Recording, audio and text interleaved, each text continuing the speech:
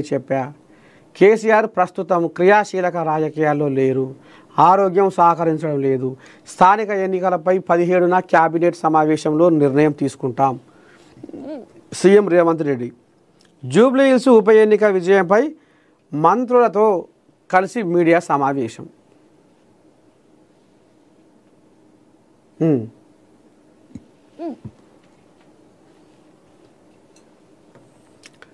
Assembly ఎన్నికల తర్వాత హైదరాబాద్ ప్రజలు కాంగ్రెస్ ప్రభుత్వం 2 ఏళ్ల పాలనను నిశితంగా పరిశీలించి నికరంగా ఆలోచించి తీర్పు ఇచ్చారని, జూబ్లీహిల్స్ విజయం మా బాధ్యతను మరింత పెంచిందని సీఎం రేవంత్ రెడ్డి అన్నారు. ఈ విజయం కాంగ్రెస్ పాలనపై ప్రజల నమ్మకాన్ని మరింత బలోపేతం చేసిందని, తమ బాధ్యతలను పెంచిందని ఆయన పేర్కొన్నారు.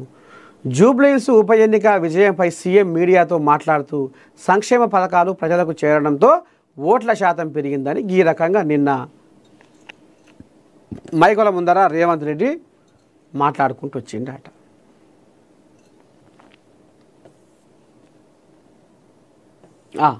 ఇగో today Chanakya, ANN today Chanakya లెక్క పక్క 51% ఓట్లు సాధించిన కాంగ్రెస్ ప్రీ పోల్ ఎగ్జిట్ పోల్ సర్వేలోనూ అదే trend. ANN Telugu today Chanakya surveys కలిసి జూబ్లీహిల్స్ గ్రౌండ్ రిపోర్ట్ను పక్కాగా అందించాయి. పోలింగ్కు ముందే కాంగ్రెస్ పార్టీ 51% ఓట్లు సాధిస్తుందని, 20,000 మెజార్టీ సాధించే అవకాశం ఉందని స్పష్టంగా చెప్పింది. ప్రీ పోల్ సర్వేలో కాంగ్రెస్కు 51.2% వస్తాయని అంచనా వేసిన ANN Telugu today Chanakya post poll సర్వేలో కూడా 51% ఓట్లు సాధిస్తుందని ఖరాఖండిగా చెప్పింది. అదే ఫలితం శుక్రవారం వెల్లడైన ఫలితాల్లో కనిపించింది. తుది ఫలితాల్లో కాంగ్రెస్ అభ్యర్థి నవీన్ యాదవ్ 98,988 ఓట్లు 50.83% పోలైన ఓట్లలో సాధించారు. దీంతో ఏఎన్ఎన్ లెక్కలు పక్కాగా చెప్పిందని, సరైన అంచనా వేసిందంటూ పలువురు అభినందించారు. నేను ఎలా కూడా చెప్పినా కదా, పెద్ద సంఖ్యలో మెసేజ్లు కూడా చేశారు. కాంగ్రెస్ బీఆర్ఎస్ మధ్య కనీసం 9% గ్యాప్ ఉంటుందని ఏఎన్ఎన్ టుడే చాణక్య పేర్కొనగా, దాదాపు 12%కి పైగా ఆధిక్యతను కాంగ్రెస్ పొందింది.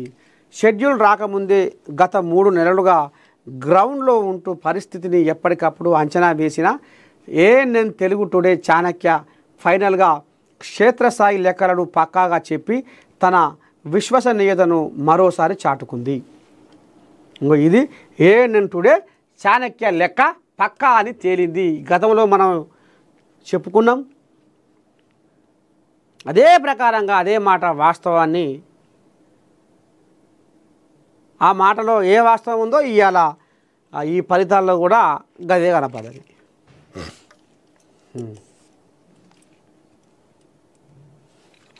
అయ్యా, నవీన్ యాదవ్కు మంత్రి అయ్యా కథ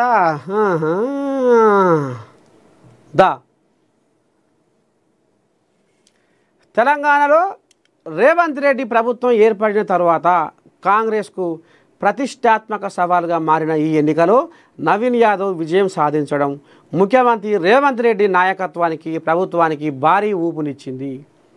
ఈ ఎన్నికల్లో ముఖ్యమంత్రి మొత్తం కాంగ్రెస్ క్యాబినెట్ ఒకవైపు, బీఆర్ఎస్ అధినాయకత్వం మరోవైపు నిలబడి హోరాహోరీగా పోరాడాయి. ఇంతటి ప్రాధాన్యత ఉన్న ఎన్నికలో గెలిచినందున నవీన్ యాదవ్కు మంత్రి పదవి దక్కుతుందా అనే చర్చ ప్రస్తుతం రాజకీయ వర్గాల్లో బలంగా నడుస్తుంది.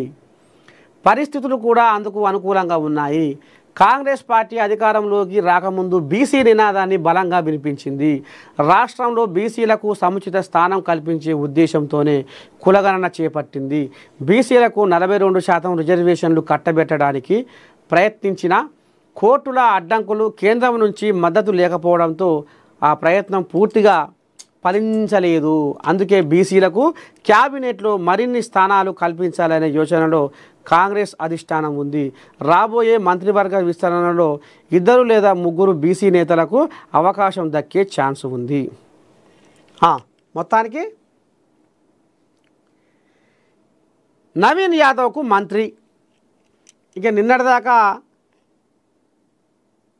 మొన్నటిదాకా కంటెస్టెడ్ ఎమ్మెల్యేగా ఉన్న నవీన్ యాదవ్ ఇప్పుడు ఎమ్మెల్యే అయ్యిండు. ఇక రేపు మేము నవీన్ యాదవ్ను మంత్రిగా చూడాలి అనేది ఇప్పుడు కలలు కంటుర్రట ఆయన అభిమానులు, కొంతమంది కాంగ్రెస్ కార్యకర్తలు, జూబ్లీ హిల్స్లో కొంతమంది జనాలు. విద్య వినయాన్ని కలిగిస్తే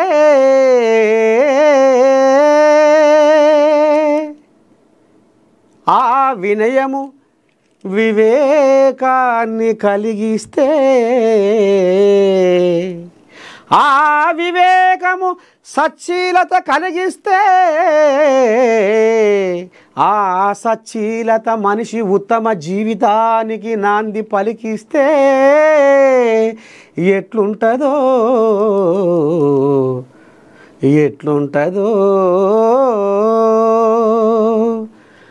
మా నవీన్ యాదవ్కు విద్యాశాఖ మంత్రి పదవి ఇస్తే గట్లనే ఉంటుంది.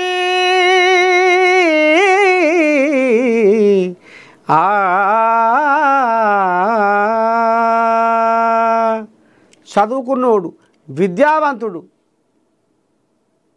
కాబట్టి నవీన్ యాదవ్కు విద్యాశాఖ మంత్రి ఇస్తే బాగుంటుందనేది అభిప్రాయపడుతుర్రాట. వాళ్ళ మనసులలో ఉన్న మాటను బయట పెట్టుకుంటుర్రాట. చూడాలి మరి రేపు రేవంతమయ్య దీని మీద ఏ నిర్ణయం తీసుకోబోతాడు, ఏం కథ అనేది ముందు చూద్దాం. మొత్తానికి మార్నింగ్ న్యూస్ విత్ నర్సయ్య తాత మధ్యలో మోత.